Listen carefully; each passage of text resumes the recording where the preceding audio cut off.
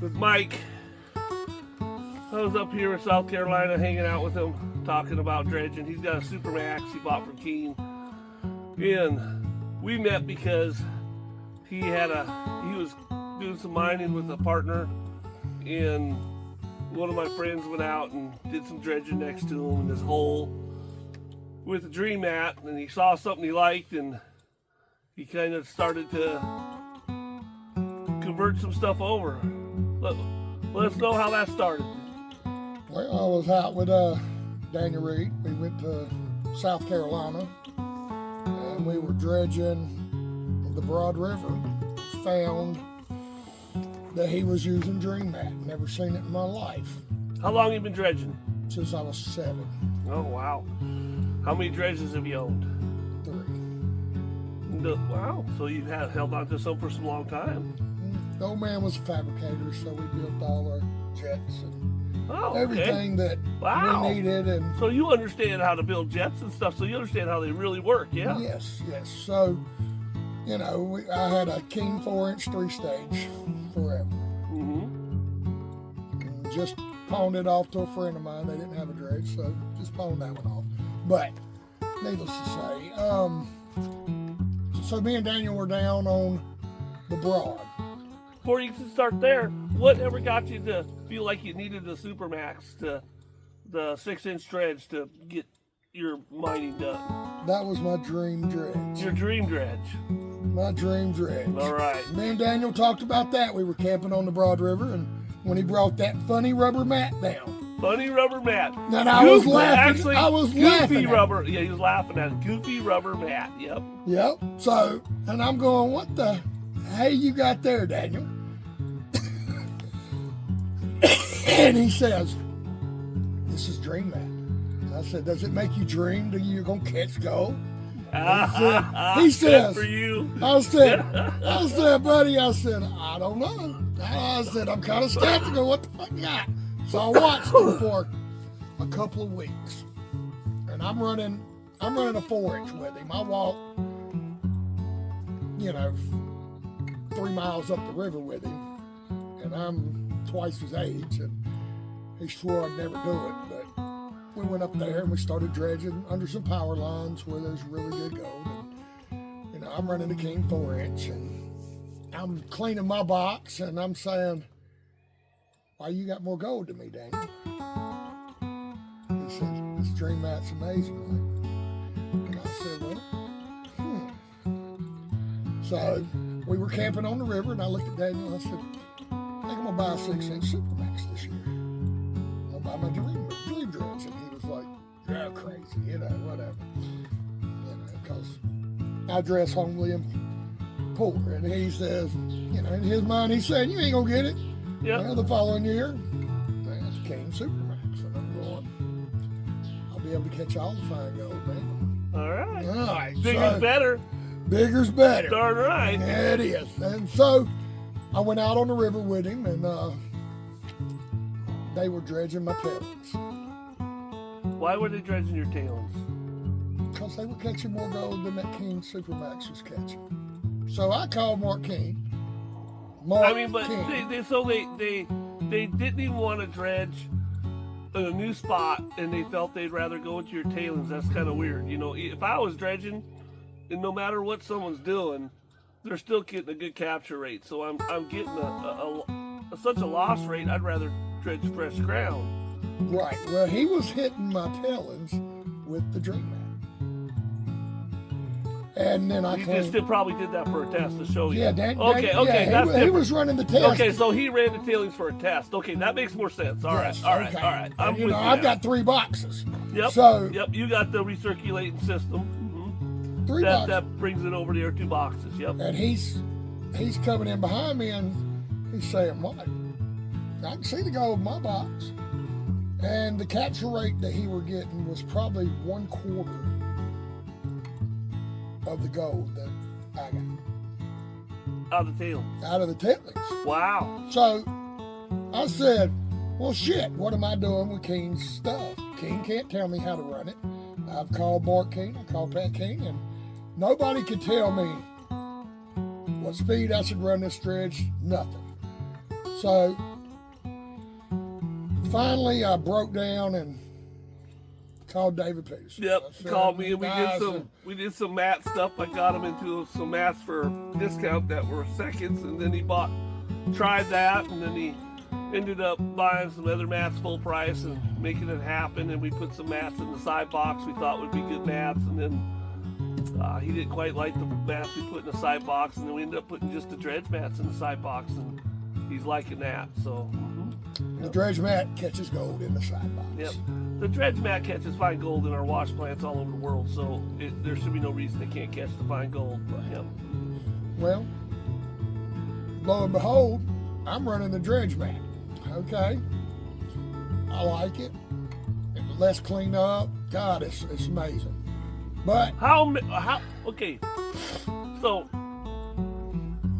cleanup alone, just time for cleanup. I mean, is it something that is a product in itself? Is it valuable, or is it just like a little better, and it's just like the difference between a friggin' Pontiac and a Le Mans, or I mean, is it just like, I mean, it's a lot of people say, I can clean up my dredge pretty quick.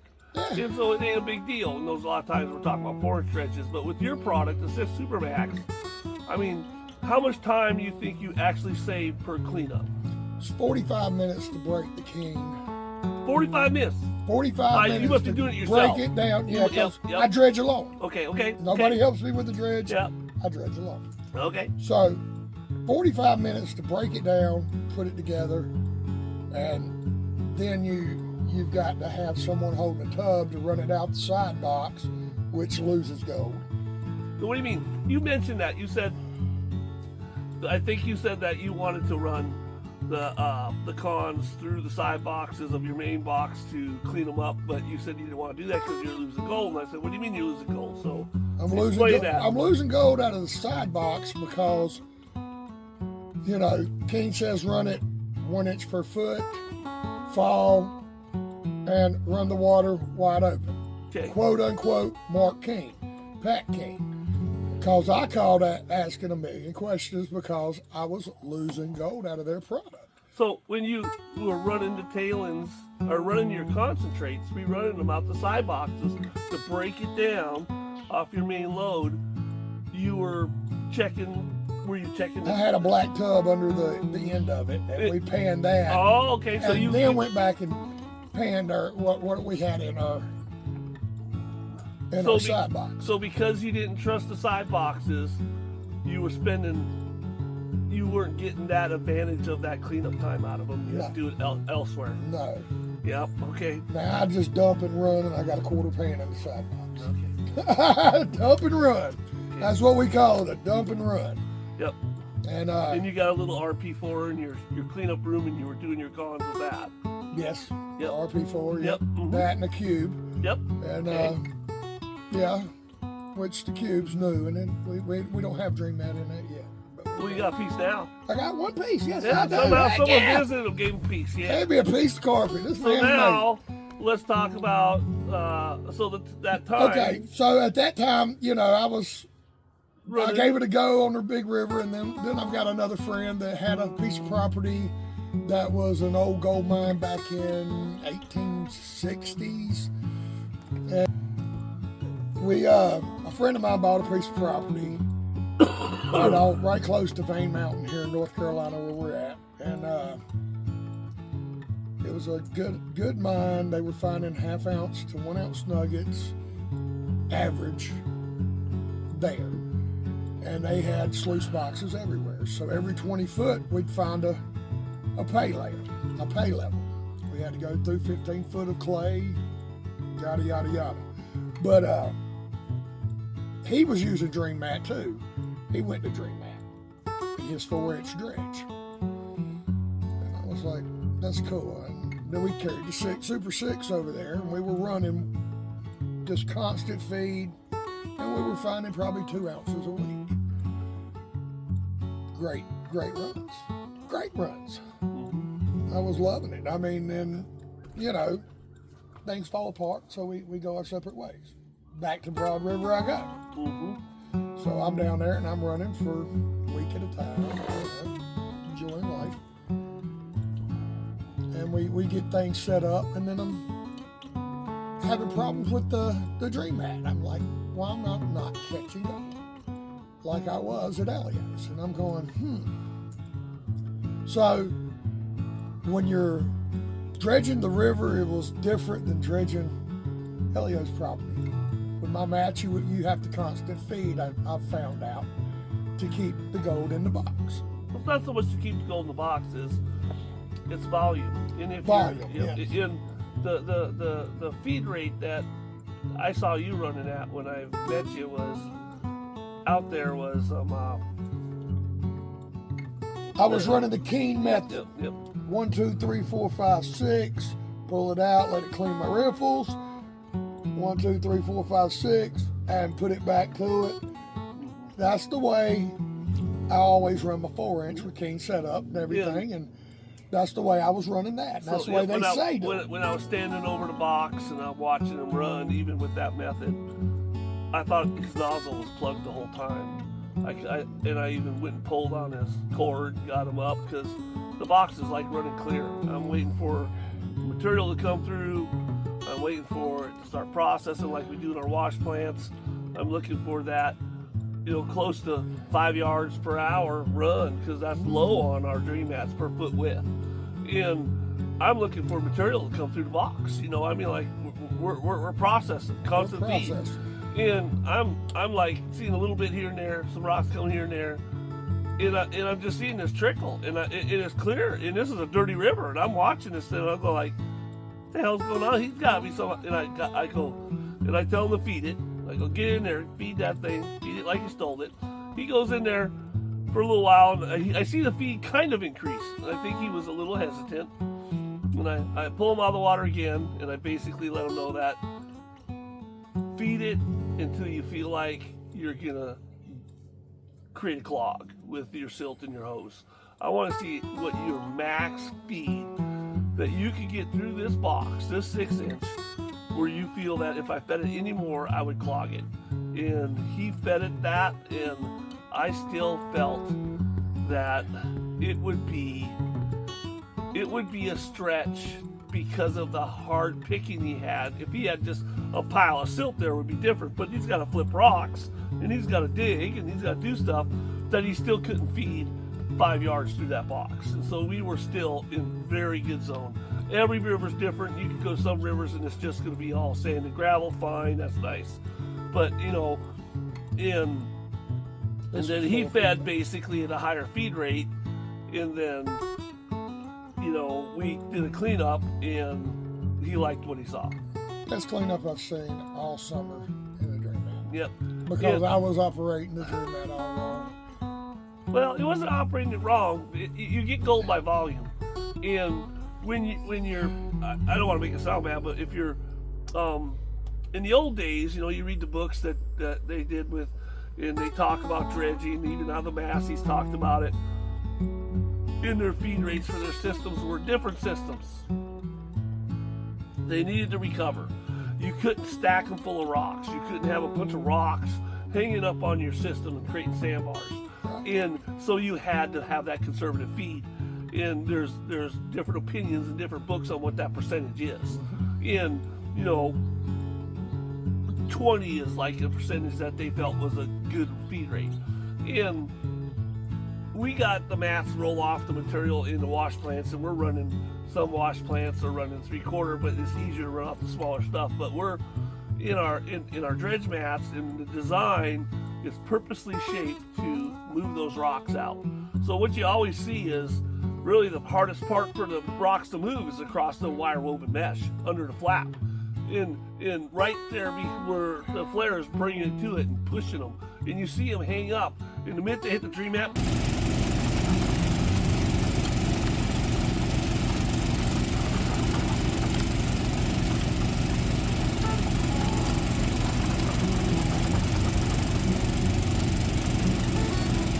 up. In the minute they hit the dream mat, boom, they're gone. They don't stick around. They just roll right off. And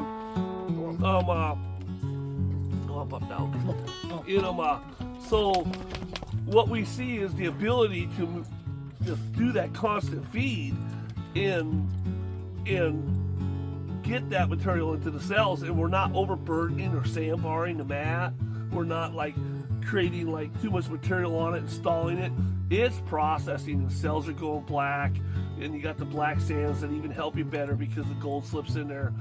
And the ability to process large volumes like that allow the machine to increase your gold recovery, because you increase feed rate, you increase tonnage, you're going to increase your gold take home. Yes. And even in the 4-inch, because I know that a lot of the reasons why I think, my opinion is, in talking to Dan about this on the phone, when Dan was running the other systems in the 4-inch, he had to run it conservatively so he didn't overdo the system and get rocks piling up and all the issues. Right.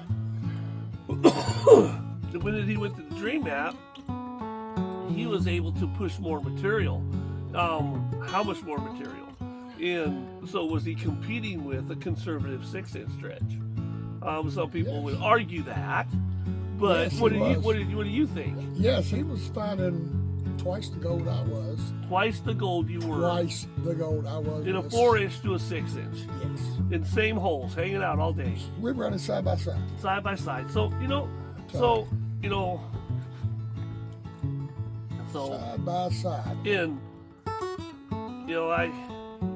every system, runs different, and that's one of the things that we really liked about the dredge mat. We designed it for wash plants and for dredging, is it can take that feed rate, and we're working on a better mat, and we're going to get there for even the bigger dredges, because the bigger dredges have a higher column of water.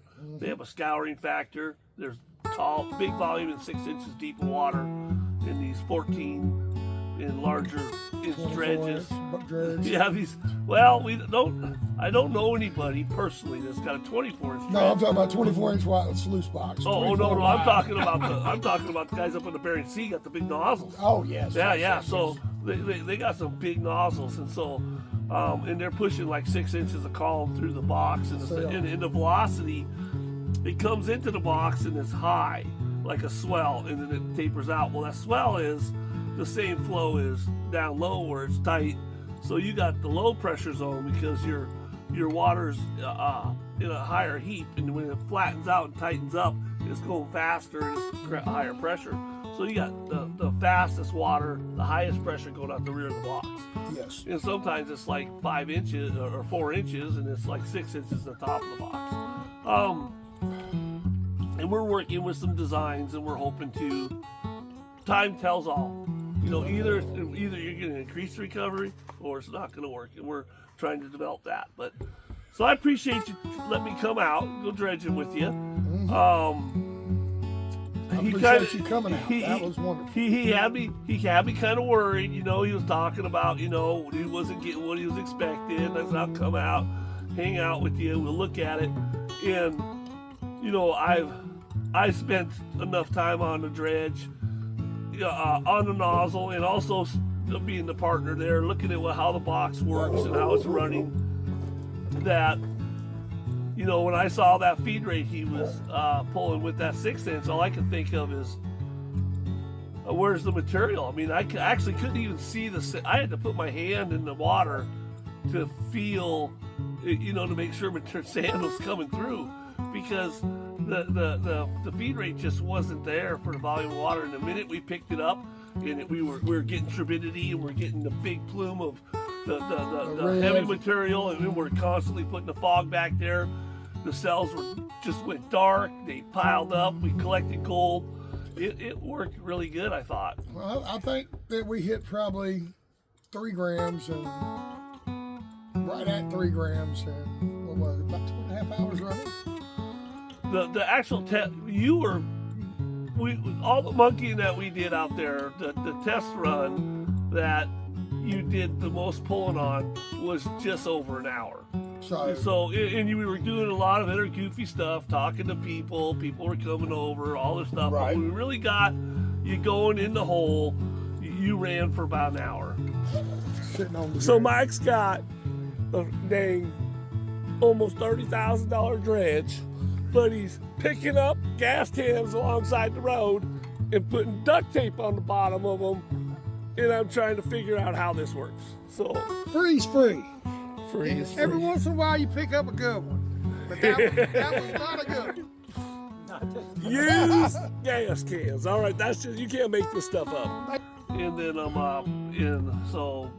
in every area is different. Some areas you get a lot of gold in an hour. Some, well, it's lean. They're in a recreational spot where there people have been in and out of that hole Hitting it hard. a lot of times. So Hard. yep.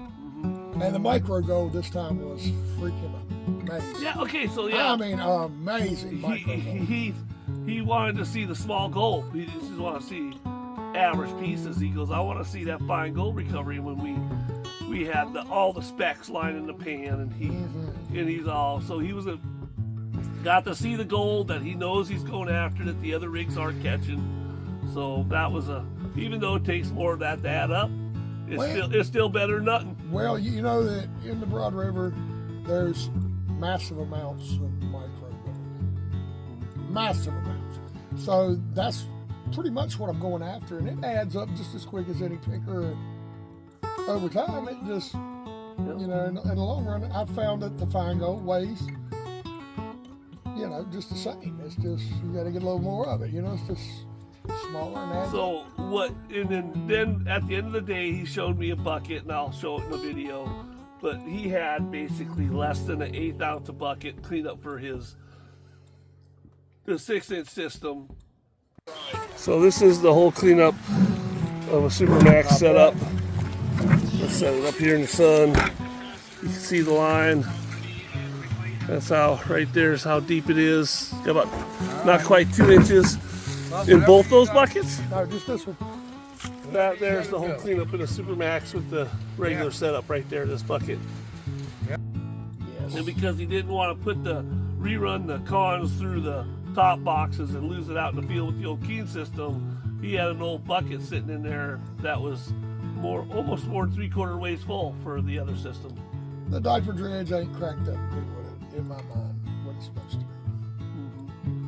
Well, you know, they're you know, recirculating stuff, if it's in a zone that's impossible to catch with traditional stuff, it makes sense. Hey, let's rerun it again. I'm hoping that, you know, we keep developing systems like the Jarvine Ripple that I developed, and the mats and stuff that a person can run a straight dredge and get, you know, a recovery that's acceptable. And the only way that you would go to a system that recirculates and spits it out again is if you were in that area that you just had a plethora of fine gold in. But when we're mining and we're doing that in those areas that have that in the wash plants, we're seeing the mats go yellow and start creeping their way yellow all the way down. And when they see that yellow basically get 3/4 way down the first 4-foot mat, even though their systems are longer, they do a cleanup, and you know, there's hundreds of ounces of gold. And we're not seeing that streaky yellow at the bottom, so we're breaking that back of migration. So that's the hope, is that the system can truly not migrate out the gold, collect it, and put it in a smart place, because it's actually been designed and engineered to collect the gold. All right. Fine gold recovery. I'm pleased. Awesome. Well, I'm glad. I am pleased. All right. Hey. But Now yeah, you can get down there and just work on your timing, and hopefully get it down where you don't spend time unplugging hoses. That's right. Yep. So now's where we call Mark Kane. Take a picture of some good dream mat in his box, and maybe they'll wake up to the way things. I would love for them working. I would love for them to offer my product as an option. Would be great. And for them to sell it. I'm not saying they got to replace all their systems with my mat. I'm not that. Who wants it? I'm not. Whoever would want one, have a dream mat system. If they did something like that, that would be just That would be the amazing. coolest thing ever. I think so. I don't think it's you know, nothing wrong with taking advancement, giving people options. You know, car That's makers amazing. put all different kind of tires on their vehicles and sell them, and they're not just keen to one, you know, side of tire. You know, so you know that'd be They're kinda not cool. all Pirellis, are they? They're not all Yokohamas. That's right. That's right. All right. Michelin's. But yes, but at this point, I will never put back the King setup. South Carolina, Fine Gold Recovery, Supermax, guys that dredged most of his life. How many days in the water did you spend last year? Probably 200. 200. So he's got a few days on the nozzle. So, all right, good job, awesome. Thanks, Mike. Yes, sir. It was great meeting you. I enjoyed it thoroughly. It was great getting on the Supermax. It was great getting on it, seeing how they're operating, and it's a great dredge. I mean, I was out there. The guys were actually talking crap about dredges, and I was like, I think King's got the best dredge because I think they built the most. I think they've done a good job, you know. And I don't see why I own a King dredge, a 4-inch. And of course, I run Dream at mine because I'm kind of partial to it. Partial. Just a little. But and I've been trying to get these guys to sport the product. I have, and they just kind of feel that I don't know. And maybe one day they'll break down and we'll have a cup of coffee. And I tease Pat King a lot. Everything changes. But I do it because I hope that he's an adult and he enjoys me teasing him. All right. Right. We all like Pat and Mark. They're great guys. I mean, I've been doing business with them for God knows since I was 7, and buying their products. All right. Cool. All right. Dream that out. Now Dream to the that next out. stop.